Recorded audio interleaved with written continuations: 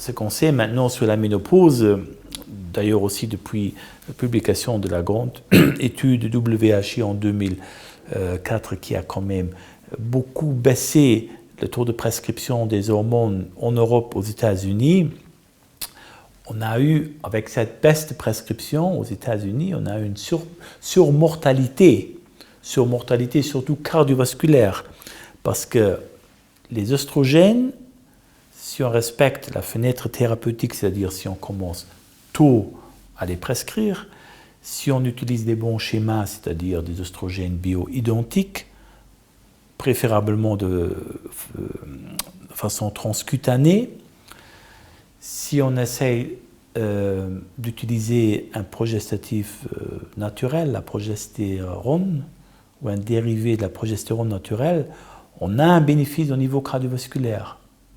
C'est clair. On diminue aussi l'ostéoporose qui est quand même le risque sous-estimé. On a autant de décès dans nos pays pour une complication d'ostéoporose que pour le cancer du sein. Mais vous voyez, on parle beaucoup de cancer du sein d'un côté, on parle peu d'ostéoporose. D'ailleurs, ça touche aussi des classes d'âge différentes, ça c'est clair. Et quand même, l'ostéoporose, elle existe. On a une protection très efficace en général par le traitement hormonal substitutif. Et pour le reste, je ne parle même pas des effets du traitement hormonal au niveau de la peau, du bien-être, du vieillissement en général.